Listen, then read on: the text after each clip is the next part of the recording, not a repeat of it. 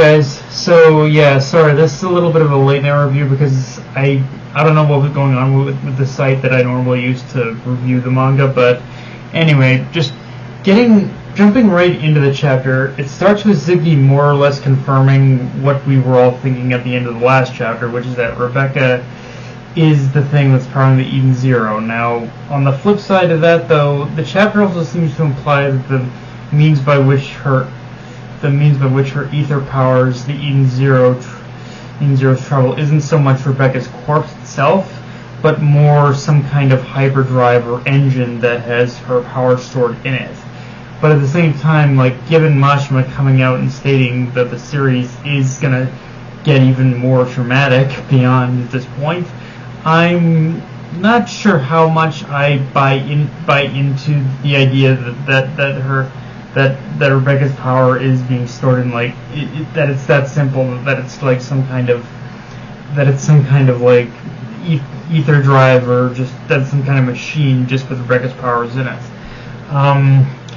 Of course, the even bigger thing to talk about is that now that we know that Eden Zero has been traveling by way of Rebecca's powers, I'd like to know or see I'd like to really get confirmation on how that has affected this current timeline, because Ziggy states that no matter what universe or world exists, there's always a fixed point in time where he is born in it, in itself leading the idea that Shiki will destroy the universe by adopting the mantle of Ziggy. But as far as the Shiki we know that became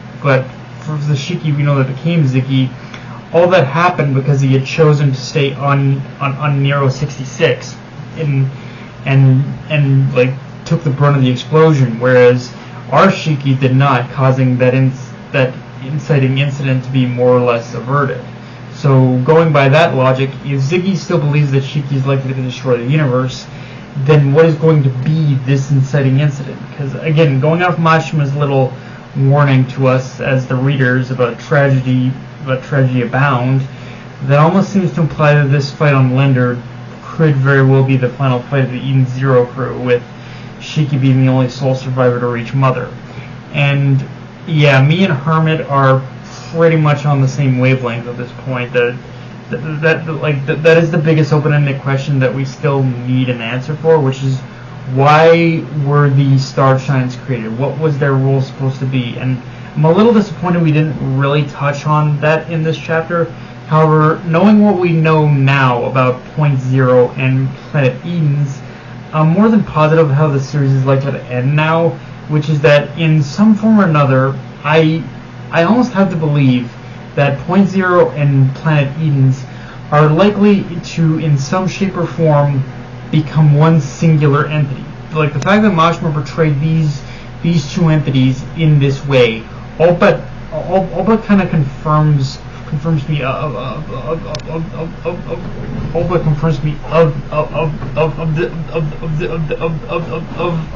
this eventuality. The biggest thing, that at some point, Planet Edens and Point Zero will become one. They will become one entity, and in doing so, they may just fix this whole timeline kerfuffle that's been going on in the series thus far. And the biggest thing I'd like to see from this joining, if it does happen, is how it's going to affect these converging timelines. Because if Planet Edens were to merge with Point Zero, then that would have to mean all timelines converge into one by that point. At least that would have to be the logical conclusion if I'm understanding the circumstances of this. And at this point, I'm forced to believe the only means by which Ziggy feels he can save Planet Edens is by destroying Point Zero. That feels even more like what he's shooting for based on this back and forth with Shiki.